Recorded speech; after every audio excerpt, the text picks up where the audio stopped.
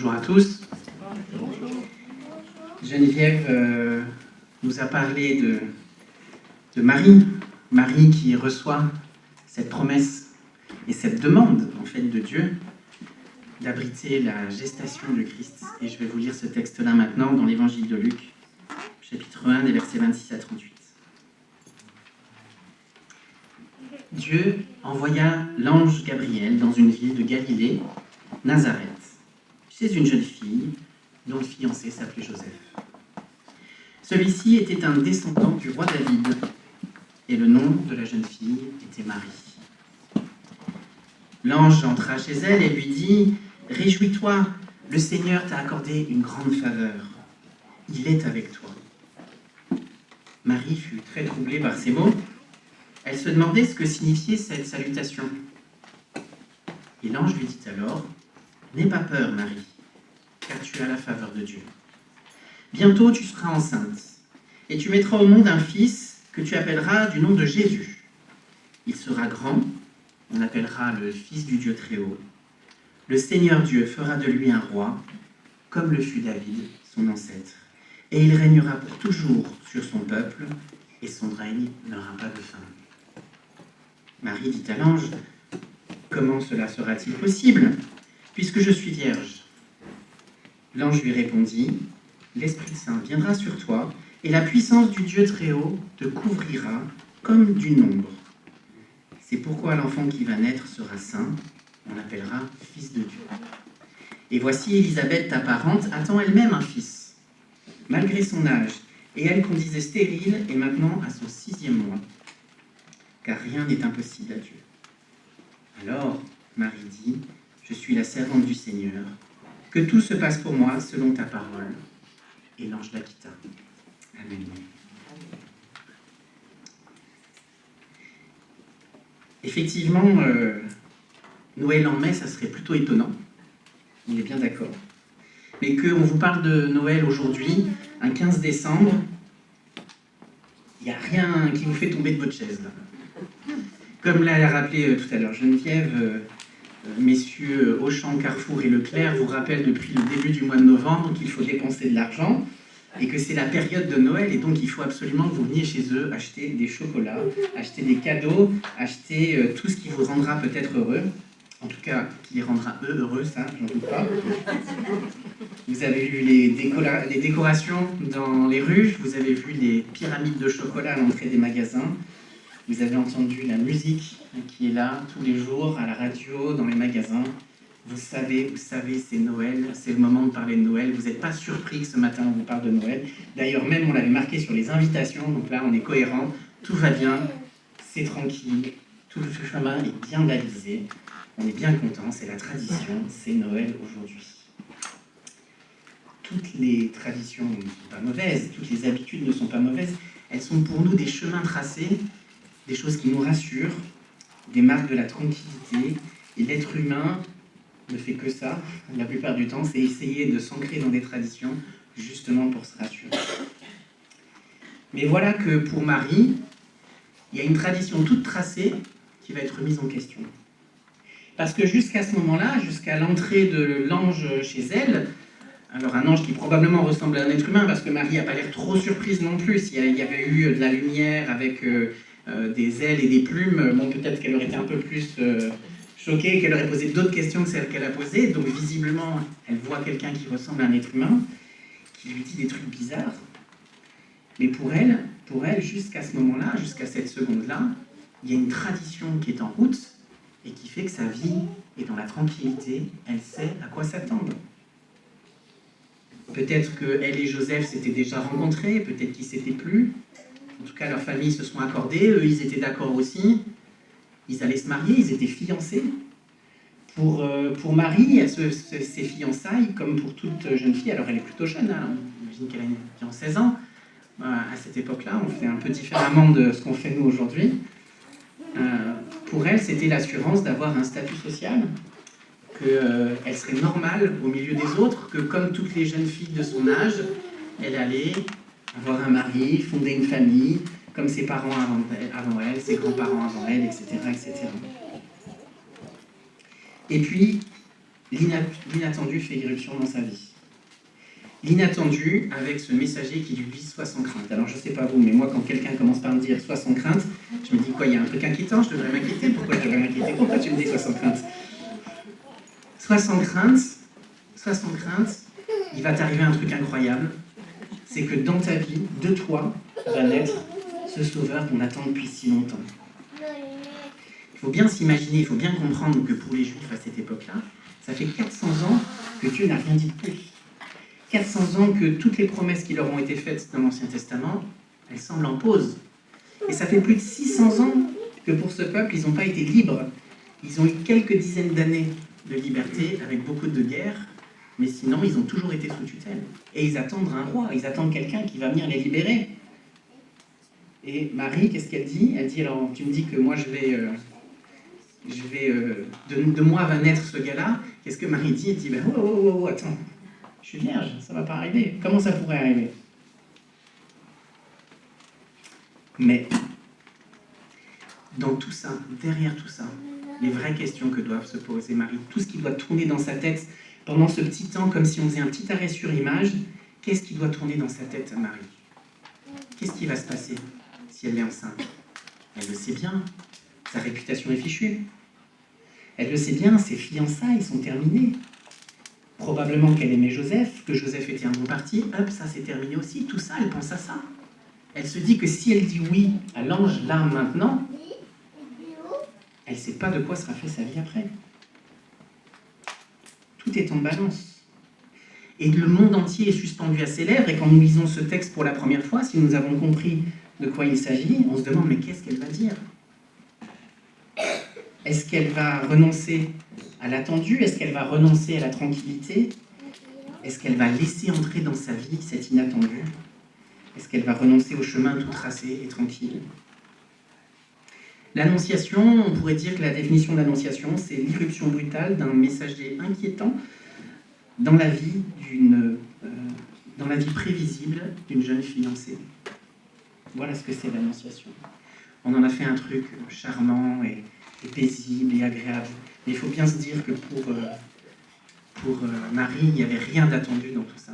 Et que c'était un chamboulement qui était là, suspendu à juste un oui en quelques secondes, quelques instants. Et pensez au Saint-Esprit qui est là dans les starting blocks, juste à attendre. Qu'est-ce qu'elle va dire? Est-ce qu'elle va faire la réponse de la foi? Est-ce qu'elle va avoir... est-ce que la digue du prévisible va se rompre? Et est-ce que Marie va dire oui? Et alors là, il est là, prêt, le Saint-Esprit, à entrer en elle et à faire son œuvre. Est-ce qu'elle va dire ce oui de la foi? Un oui un peu groggy, où on ne comprend pas encore complètement ce qui va se passer après, mais qui va faire entrer l'inattendu dans sa vie, la vie, et la démonstration de l'amour de Dieu pour le monde à travers elle. Tout est suspendu à ce oui-là. Et quelque part, est-ce que la vie de Dieu qui entre dans nos vies ne doit pas être systématiquement de cet ordre-là, de l'ordre de l'inattendu, de l'ordre de la rupture de la tranquillité, de l'ordre de l'incertitude, de l'ordre de la confiance? Est-ce que la définition de la foi, c'est justement pas la confiance? Mais si tout est tracé, si tout est connu, si nos chemins sont déjà balisés, où est-ce qu'il y a de la confiance? La foi, c'est quoi? Je ne sais pas si vous avez déjà remarqué, mais probablement, dans les paraboles, quand Jésus essaye d'expliquer aux gens qu'est-ce que c'est l'amour de Dieu, qu'est-ce que c'est le royaume de Dieu, si Dieu devait régner avec son amour plein et entier quelque part, à quoi ça ressemblerait? Jésus utilise des petites histoires qu'il appelle des paraboles pour dire ça. Eh bien, quand il raconte ces paraboles, il y a toujours un élément complètement inattendu. C'est la parabole du semeur. Jésus raconte la parabole d'un semeur qui sort de chez lui, et au lieu de semer des graines bien alignées dans le champ au endroit où il a creusé, il jette des graines de partout. Il y a des graines dans le chemin, il y a des graines dans les ronces, dans les pierres, dans le champ aussi, mais il y en a vraiment de partout. C'est bizarre. Les gens qui l'écoutent, ils sont tous des agriculteurs, ils savent que normalement on ne fait pas ça. Jésus raconte l'amour de Dieu. Pour parler de l'amour de Dieu, il dit que c'est comme un berger qui aurait 100 brebis. Et en fait, quand il y en a une qui est égarée, il abandonne les 99 autres pour aller chercher celle qui est égarée. Si vous avez un troupeau de brebis, vous ne laissez pas 99 dans la nature comme ça, devant tous les dangers, pour aller en chercher qu'une. Ça n'a aucun sens. Jésus essaie de leur expliquer quelque chose, mais pour qu'ils le comprennent, il faut qu'il les choque. Il faut qu'ils disent quelque chose qui semble fou. Le royaume de Dieu, c'est comme quelqu'un qui a trouvé une perle de grand prix dans un champ. Il va vendre tout ce qu'il a pour pouvoir acheter ce champ, pour pouvoir acheter cette perle, pour pouvoir avoir cette perle. Qu'est-ce que Jésus est en train de dire? Il est en train de dire que nous sommes cette perle de grand prix. Et que Dieu est prêt à donner tout ce qu'il a. Mais imaginez pour les gens qui sont autour de lui, qu'est-ce que ça veut dire? C'est complètement fou, c'est complètement choquant. Il faut absolument, si Jésus veut nous enseigner, veut enseigner à ceux qui sont dans lui, mais à nous aussi, s'il veut nous enseigner quelque chose de l'Évangile, il faut qu'il nous choque. Il faut qu'il nous mette dans l'intranquillité. Il faut qu'il nous fasse comprendre que l'irruption de la vie de Dieu dans notre vie, ça ne peut pas être un chemin tout tracé. Ça n'est pas possible. Ça n'est pas possible parce que c'est pas comme ça qu'on est fait. Nous, on est fait, et l'être humain l'a bien démontré depuis le début de l'humanité, on est fait pour être égoïste. On est fait pour être orgueilleux, pour se faire du mal les uns aux autres. Il n'y a pas besoin de faire la guerre. À la maison, ça suffit. Voilà comment on est au fond de notre cœur. Bien sûr, il y a du bien en chacun de nous. Heureusement. Mais voilà ce qu'il y a en nous. Et si Dieu veut nous apprendre la vie, s'il veut nous apprendre vraiment ce que c'est que d'aimer selon lui, il va falloir qu'il fasse irruption dans notre vie et que quelque chose de différent du chemin tout tracé puisse faire son chemin en nous. Si je veux apprendre l'amour vrai, il va falloir casser quelque chose, parce que moi, j'en suis pas capable. Si je veux apprendre à m'abandonner à lui, au lâcher-prise, je suis pas prêt. Il faut que Dieu casse quelque chose, c'est obligatoire. Il faut que je puisse sortir de ma tranquillité, des chemins tout tracés et des traditions.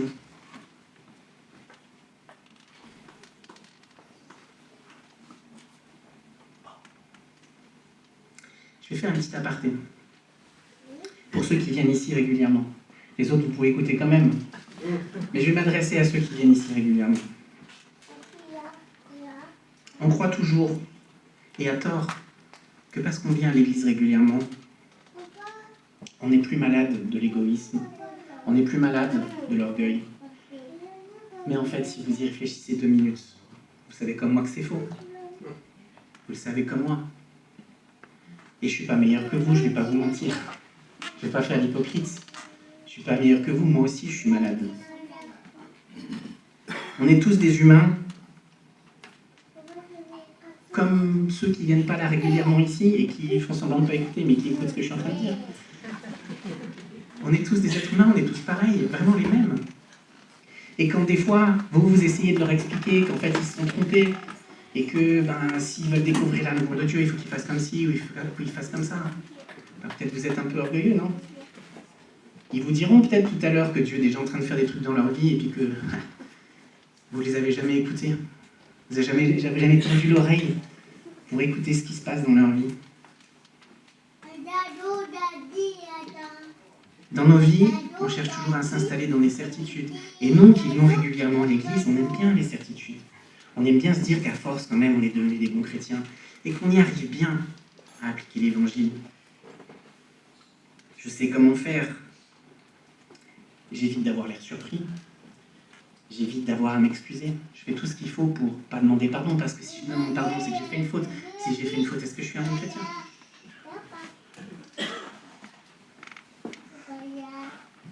Mais si dans ma vie, je ne laisse jamais l'évangile me surprendre, si je ne laisse jamais Dieu me reprendre, s'il n'y a pas d'inattendu, s'il n'y a pas d'intranquillité à un moment ou à un autre, est-ce que ma foi est vraiment vivante? Si je ne suis jamais interpellé par Dieu, c'est peut-être qu'il y a un problème, non?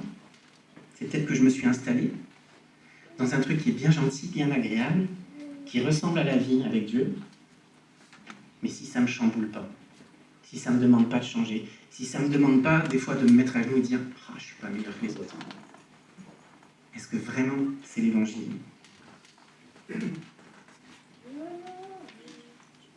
Nous sommes toujours malades et le remède est toujours le même.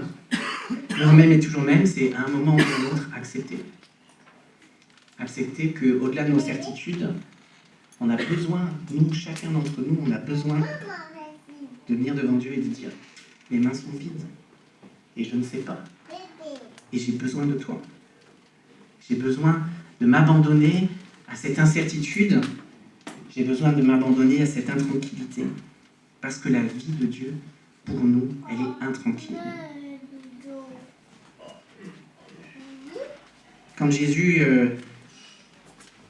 raconte ses paraboles, où à chaque fois il y a un élément perturbateur dedans, en fait, il a besoin de le faire. Pourquoi ? Parce que tous ceux qui sont devant lui sont des êtres humains, comme vous et moi, et qui se sont installés. Ils se sont installés dans leur petite vie de croyants bien gentille. Et la plupart d'entre eux sont honnêtes. Beaucoup d'entre eux sont honnêtes, c'est pas le problème. C'est juste que si on ne laisse pas la réponse de la foi, notre réponse de la foi, nous chambouler de temps en temps, alors on ne laisse pas Dieu grandir dans notre vie. On a besoin de ça. Dieu me demande, et Dieu me dit, si tu dis que tu m'aimes, mais que tu n'aimes pas les autres comme toi-même, tu es un menteur. Aimer les autres comme soi-même. Vous en êtes capable, vous ? On peut faire semblant. Ça, on peut y arriver à peu près. Sauf quand, des fois, il y a des choses de notre nature profonde qui remontent. Vous le savez bien. Si vous vivez en famille, vos enfants, votre conjoint, ils savent appuyer sur le bouton. Dès qu'ils ont appuyé dessus, paf, ça part. Et là, c'est pas le meilleur de vous-même qui se montre. Ne vous inquiétez pas, moi aussi, même si je suis seul. J'ai aussi mes petits boutons et il y a aussi des gens qui savent appuyer sur ces petits boutons-là. Aimer les autres vraiment n'est pas en mon pouvoir. J'ai besoin de laisser Dieu entrer dans ma vie, faire irruption. J'ai besoin du oui de la foi qui m'insécurise, qui est en tranquillité. Comme Marie, j'ai besoin de ce oui-là pour que Dieu me transforme.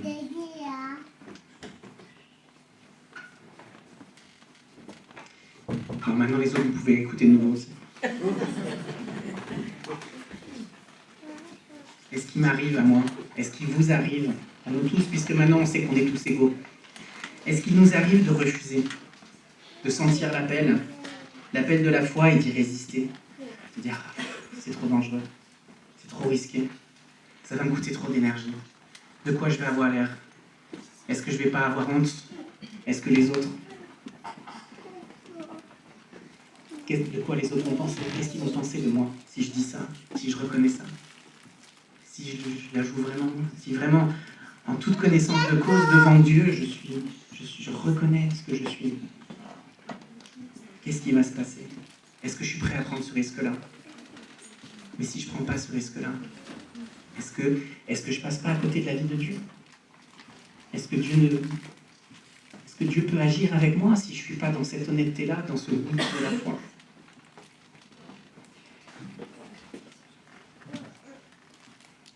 On a laissé Marie en suspens. Que va-t-elle répondre ? Que va-t-elle répondre à cet inattendu qui débarque dans sa vie, à cette proposition de Dieu ? Dieu est avec toi, t'inquiète pas. Il y a un truc qui va se passer là, si tu dis oui, ça va changer le monde. Et elle va dire oui.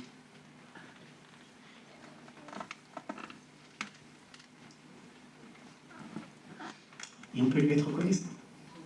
Parce que si nous sommes tous là aujourd'hui, c'est grâce à elle. Grâce à ce petit oui de la foi. Elle va donner naissance à Dieu qui aura voulu devenir un être humain pour vivre avec nous, pour marcher avec nous, pour nous aimer au milieu de toutes les horreurs dont on est capable. C'est la première à dire oui à la lumière. En Jean 1, on a parlé de la lumière qui voulait venir dans le monde, qui est venue dans le monde, mais que le monde n'a pas reçu. Et bien, la première à avoir dit oui.